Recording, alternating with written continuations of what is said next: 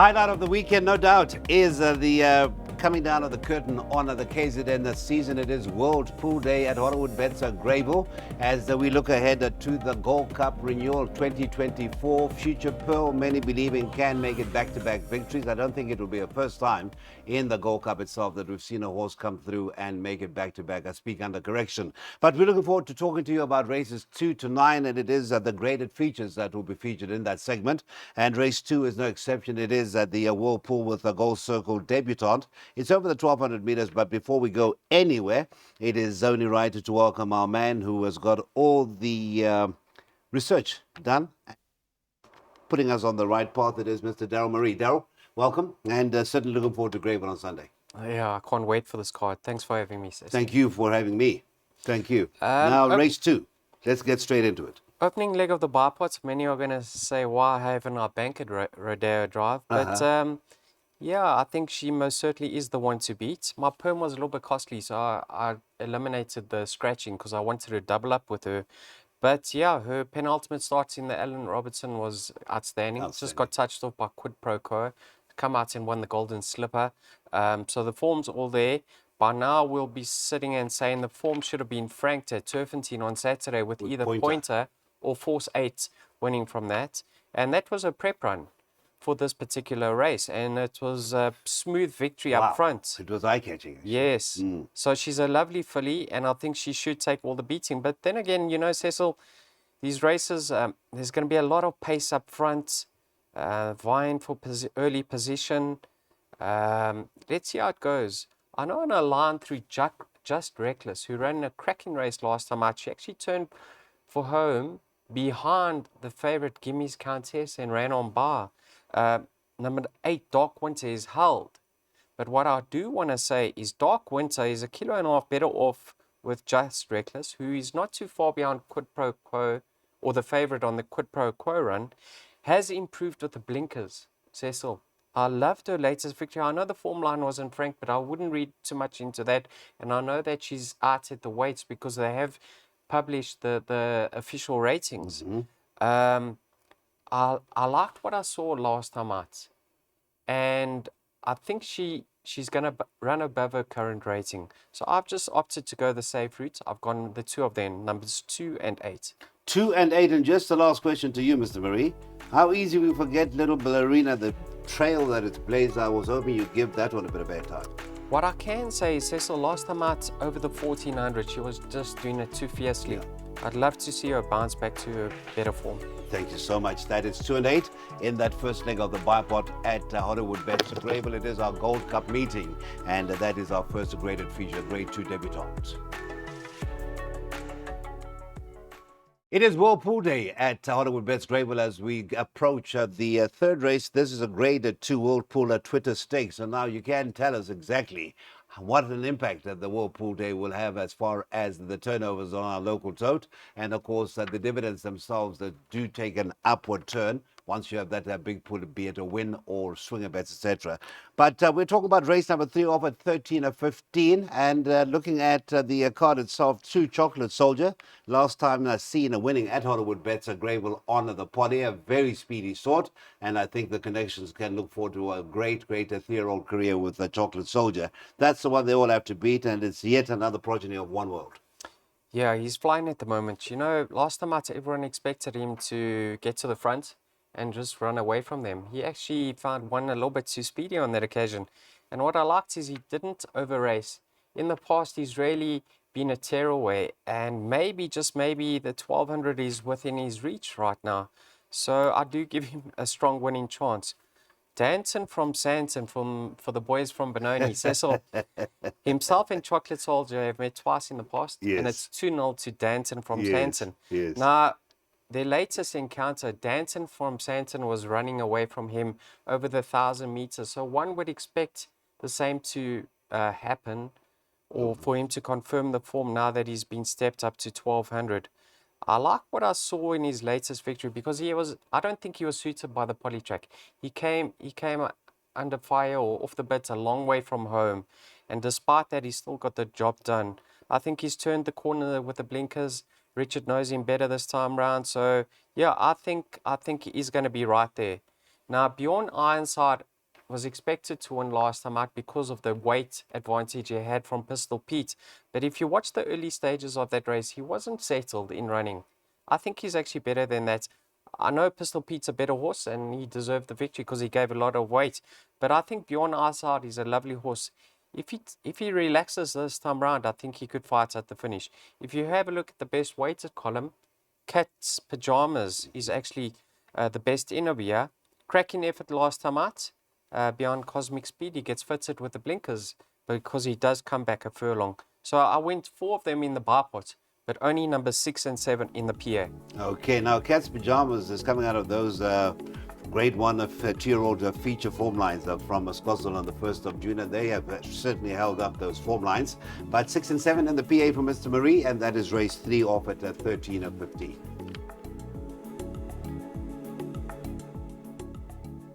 All right, so before the race itself takes place, that is race number 4, the third of our graded features. It would be nice to hear from you via our X handle or the WhatsApp number if you think that Quid Pro Quo can go through and sweep out all the features that it has entered.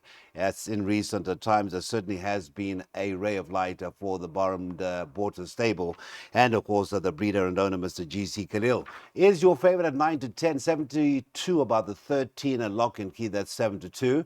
Number 9, the Spirit of Lavina, has come in a couple of points to 6 to 1. It's 8 to 1 and a bet about those. Well, 12, Quid Pro Quo, does give the connections and all the followers a bit of palpitations at times. And that's the reason why I haven't chosen to bank her, Cecil, because if you actually watch her last 2 runs, she's come out sluggishly.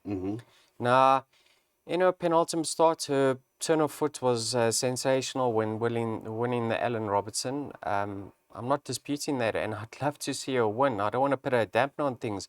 But last time out, when she came out sluggishly, Samanga was able to just hold his position on that inside running roll. Excuse me, Cecil. This time round, he's drawn 12, and if she comes out slow again, she might turn for home in a less than ideal position. I'm not saying she doesn't have the turn of foot to pick them up in the straights, but she will have a work cut out because she might be caught out of her ground. I'd love to see her win. I don't want to see her get beat, but I don't think things are going to be handed to her on a silver platter over here. The reason being, I watched her last start, right? And number 7, Fatal Flaw, if you watch carefully, it doesn't say in the book, she came out slow. She was then caught 3 wide in the early stages. Everything went pear-shaped for her in the early stages. Now, if she's drawn better, right, she's going to strip fitter. She's proven over the mile. I think she does have the ability or the potential to give this favorite a run for her money. I think she does represent the value, and I think she'll go very close to narrowing that deficit this time round, if not reversing it. So 7 and 12, I think there will be little separating the two. Now, number 2 interests me over here, and that is the stable companion. Oh, no, it's not the stable companion, but Mr. Terry's World of Alice, right? I know on the weights, she can't reverse the form with Fatal Flaw, or she can't confirm that form. But she's crying out for the mile again. She's had 2 prep runs. Please believe you me, this filly has been aimed towards this race. Don't read into her rating. So I think the race will be fought out between numbers 2, 7, and 12. 2, 7, and 12, those are the 3 in this first of our Group 1 features, the Douglas White Stakes. It's over the mile, and that Pick 6 pool expected to get to 15 million is due to close at 10 to 2.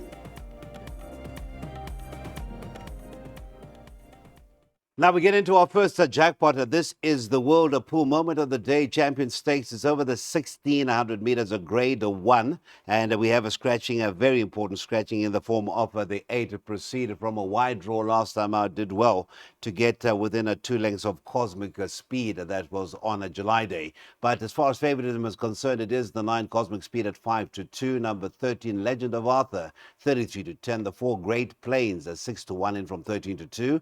14, Truth. Again, a wide draw to overcome 13-2, 15-2, and better bar those quoted runners.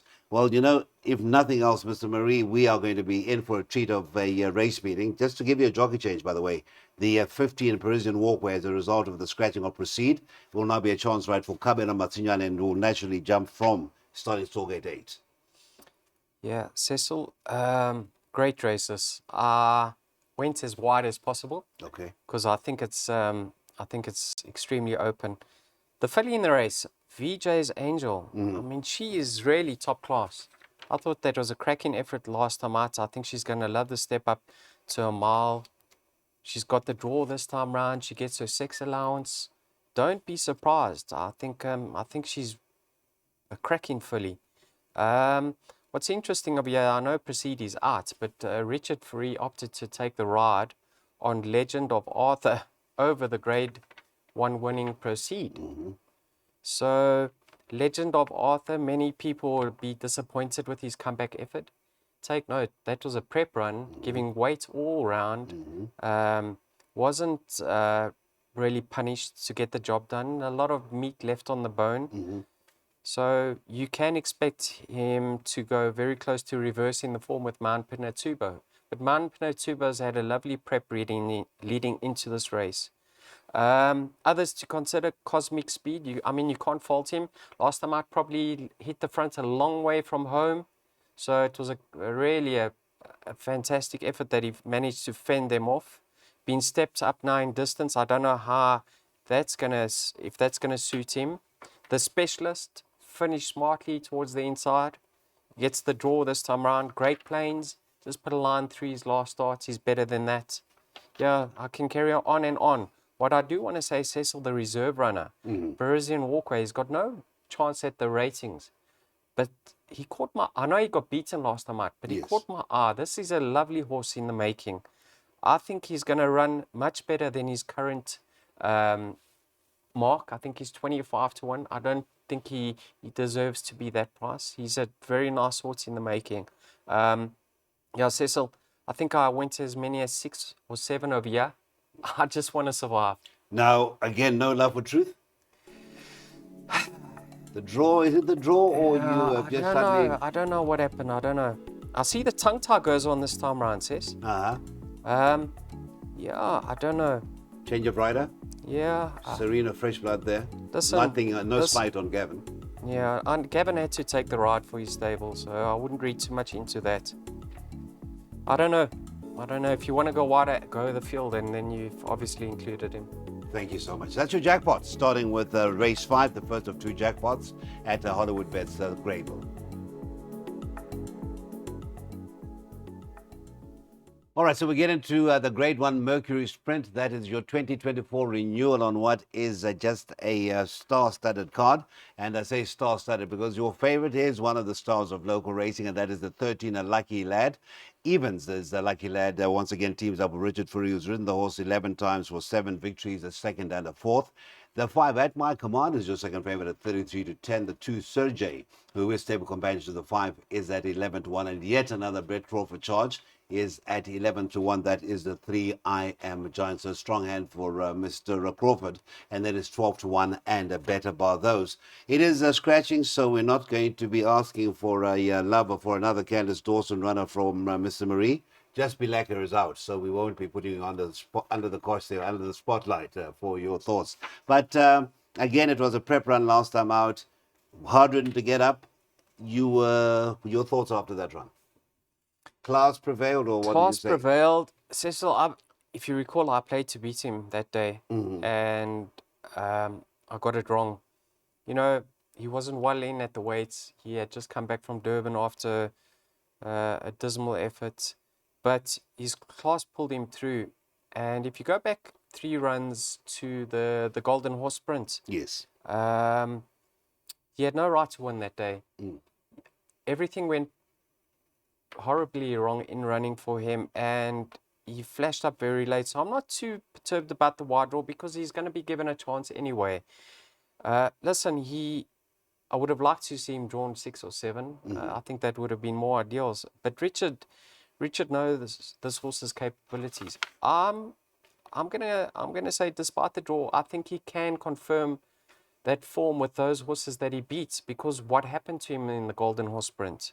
So I don't think he deserves to be as short as what he is in the market, um, because he's gonna have to pull it out the fire over here. I like his chances. He's a top horse though, Cecil. Many are saying he's not suited to Gravel, but those runs have been over a mile, and it's not as if he was beaten 3 or 4 lengths and people could say he didn't see out the mile. So let's see how he goes at Gravel again. I believe the value in the race undoubtedly is number 2, Sergey. Now, in his comeback effort, returning from a rest, you can actually see he finished alongside Lucky Lad, right? And he's now 2 kilograms better off with Lucky Lad. So he was in need of that run. So I thought that was a cracking effort. Or a kilo and a half, I think, better off. In need of that outing. Then last time out, too bad to be true. Second run after a rest.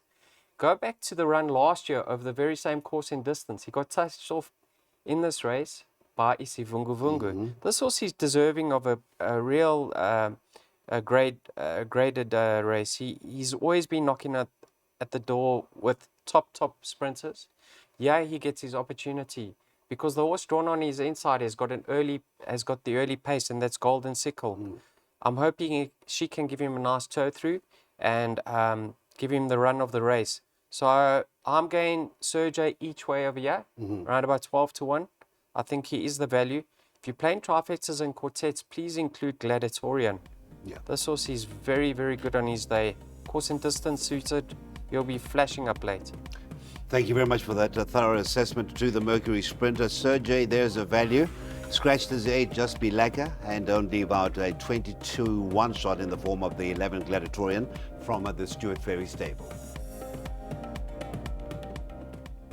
Right, we were discussing a Beck-owned horse in detail in the preceding preview. That was a Lucky Lad, also in the colours of the world-famous Bexel. So be the 6th Future Pearl, back at the Hollywood Bets of Greyboard to defend its title in the Grade 3 Gold Cup. That is the 2024 renewal, and that has been the talk of the town, that it is a double Lucky Lad honour to Future Pearl. Well, the betting would suggest that Future Pearl, after that crack of a run over a distance way short of its best, that is the July, is at 25 to 20. Richard Fury retains the ride. No, indeed it does. The 11th Future Swing, now that is Grand Finico in the July, that was partnered by Richard, is at 11 to 2. Number 1, One-Way Traffic and Nibble. Keegan DeMello, welcome back home. He's aboard the backed number 1 at One-Way Traffic at 9 to 1, 9 to 1. The 5 Nebras. Now, Future Pearl. The penultimate run, Richard was smiling from ear to ear, and I think he had a hand in suggesting the July entry, because he said, Mr. Terry's got a problem here because July is just around the corner, and it wasn't disgraced at all. It was a cracking run, Cecil. You know, in that Tape Gold Derby, Yes, he won so convincingly. I mean, it was really eye-catching. But was even more eye-catching was his finish in the Hollywood Bets Durban July. Yeah. I mean, 18 out of 18. Extra 400 meters, who says he doesn't win it? This horse at Greyville just grows another leg. Yeah. I mean, he's back to defend his crown. He's in cracking form. You can see he's in the form of his life. So Richard knows what to do with him. He's got a great draw. He should really be in the ideal position, just midfield. And with the false rail being set up the way it is, who says he's not going to get on his bicycle earlier and try get him bowling earlier than at the top of the straight? So you can't fault him. Do I think he represents value in a race with so many horses over 2 miles? Certainly not. Because, you know, a lot can go wrong in running. You just need to be stuck behind the wrong horse and it costs you the race. But as long as he gets luck in running, I think everything points towards him defending his crown. I think he'll take all the beating just because of the form he's currently in, says. I can't see Master Redute reversing the form, the likes of Son of Raj and Future Swing. So I do believe Aragosta, I do believe he's got their measure. Master Redute, I think he did have excuses. He was pushed out wide in the July. Without the blinkers, he's really in cracking form. So if you are playing trifectas and quartets, I think he has to go into all bets. What I do like is the stable companion to Future Pool, and that's Nebras. Now, Mr. Terry always figures things out months in advance. And yeah, you can see this horse has been aimed at the World Pool Gold Cup. Again, last year, I think he was unfortunate not to run second to Future Pool. But if you look at the weight turnaround, I mean, he has to be taken seriously over here. Gavin gets on extremely well with him. He's now come to good form. I know he hasn't won in ages, but you can see the signs of life are there again. So I'm only going numbers 5 and 6 over here. My preference is with the favorites. And if you're playing trifectas and quartets, please include numbers 1, 3, 4, 10, and 11. That's it from Daryl. That's your pick 3, starting in the Gold Cup.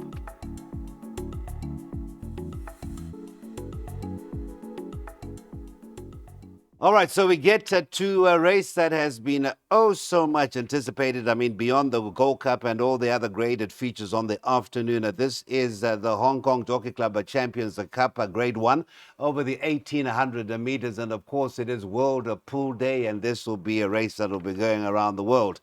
Of course, here we have the returner to the track of Dave the King, who left a lasting impression when winning the Gold Challenge this afternoon. Richard Fourie, or Sunday afternoon. Richard Fourie gets a rider for Mike de Kock, and his strike rate with Mike is well documented. Just talk about the previous race. Future Swing was ridden by Richard in the July, and please note it's Smanger rather than Grant riding Future Swing in race number 7, so apologies for that oversight. Now, as far as the betting itself is concerned for race number 8, and we're looking at favoritism with the 10, See It Again at 16 to 10, 7 to 2. The 8, Dave the King, 9 to 2. The 1, Cousin Casey. 6, Flagman, 5 to 1. It is the 6, Royal Victory, also at 5 to 1. Number at the 2, Double Superlative, 14 to 1. In at to 13 to 1. I might as well go through the last 3. Barbaresco, 14 to 1. 28 to 1. Number 1, Purple Pitcher. And the least fancied is the 7, Flue, reunited with Grant van Niekerk, and that is a fact. Right, let's get your input once again. The floor is yours, Ms. Marie. It is basically a renewal of the rivalries from the July a few weeks back. And Flagman is suddenly getting the respect that it didn't get, or was getting grudgingly, before the July. I might add, what a cracking run in the July, Cecil. And I don't actually think the pace really suited him. I'm of the opinion he likes to be ridden a bit more patiently, get some cover. He's got an outstanding turn of foot. So, yeah, I couldn't believe where he finished in the July. In saying that, he has to up his game even further now, because he's meeting a few of, especially See It Again, worse off at the weights. And many were saying, See It Again can't really... didn't have the best of preps going into the July, because he had only had that one run, and now he's having his third run off the rest. He's best weighted over here. So I really think he'll reverse the form with Cousin Casey. He's 4 kilos better off, 3 kilos I think better off with Flagman and Royal Victory. But Royal Victory didn't have the best of luck turning for home. But Cecil, I think Dave the King, no doubt, is the value in this race. You know, last year, I think he finished 3rd behind Princess Color, just behind See It Again. He's a different horse since being gelded, Cecil. This horse missed the July with this Grade 1 particularly in mind. This is his aim. There is not much pace in the race. You know, the only other horse that can go to the front is Purple Pitcher. But Dave the King, whether he leads or sits second, he is relaxed now, and that's more important. Last year, this time, he was over racing as a colt, and he was just doing things that didn't really get the best out of him. Now we've seen the best of Dave the King. So he's going to push forward. He's going to get the first run. He's been prepped for this race. I think 4 to 1 is really overpriced, and I think he will fend off a flying See It Again. All right, so the exacta there could be the 9 and the 10. And there is that double 9 and 10 first leg, and of course that would be your box exacta. And then it is 4, 6, and 9 and 15, and that will be into race number 9. That is a big one on the afternoon of the Hong Kong Jockey Club Champions Cup. It's over the 1800, and get your bets on by 10 to 5. Good people, I have to tell you that I have actually been so enthralled sitting next to the man himself and giving us the benefit of his form studying, and it has certainly been educational. He's going to give us his thoughts now as we drop down to grade 2, the Riding High Together Gold Bracelet. It's over the 2,000 meters, and we should be rounding off that pick 6. It is the penultimate event of the afternoon at 5:30. And don't forget to give us your thoughts as the afternoon progresses as to how much you're enjoying the racing coming through from KZN. Right, race number 9. Let's just have a look at that betting for this penultimate event of the afternoon. And here we have favorite the 6 Beating Wings. Now this is at 28 to 10, in from 4 to 1. Good to see Stu Pettigrew raids for this big one, and he's got Calvin Abibba retained, and it's the colors of Dylan and Sammy aboard the 6 Beating Wings. Number 10 Happy Chance 5 to 1, 11 to 2 about the 9. Red Palace Aldo gets the ride this afternoon or Sunday afternoon. Rascova is at 6 to 1, it's 8 to 1, and a better bar those. I mean, wherever you look, you have got good competitive racing. Red Maple coming off that Oaks win. And then there was that next race when Cape Eagle was the winner on July Day. I'm sure Red Maple could be said to be much, much better than that. And at 2,000 meters shouldn't be too much of a problem. Yeah, as long as she just confirms that her last start was too bad to be true. You know, she quickened up smartly when beating Sarki. Yeah. She came from stone last. Sarki, you know, she got to the front last time out, started hanging outwards. Pierre Cornet is going to put her to bed at the back of the field. And I can see her winning because she's proven that she's got the turn of foot that it takes to quicken up and pass most of them at Gravel. So, yeah, I'll give her a winning chance, Cecil. What's very interesting over here is Aldo's getting down to 57 on Red Palace. So he's shedding some weight, and she never got to the front last time out, or not. She didn't get handy. At Gravel, this type of filly has to be handy because she's most effective up front. So I think Aldo's going to take the bull by the horns and get her into a prominent position, and I think she can confirm that she's best when ridden up on the pace. So if you got the chance of having a bet in running and you see her in front cantering, take as much as you can because I think she is the right filly. You know, Beating Wings is a current favorite at 15 to 4, Cecil. Listen, she's a lovely improving filly, but go back to Gilded Butterfly's penultimate start. She is 4.5 kilograms better off with Beating Wings, and she's 3 to 1 for a top 4 finish. So in my mind, she represents some value over here. Listen, barring her last start, she's ultra consistent and she's always on top of them. If she manages to sneak into the 3rd or 4th position of here, I'll be licking my lips because I'm going to be taking some each way on number 4, Gilded Butterfly. Very hard race. I went field in my exotic, Cecil. Okay, so basically if you have survived, and if we have survived with that pick 6 up until race number 9, you can already stand in the queue wherever you are, or you can get ready to check your balance. But that's been the pick 6, the preview from Daryl, and really, really much appreciated. And we look forward to a humdinger of a day as we look ahead to the closing of the KZN season officially.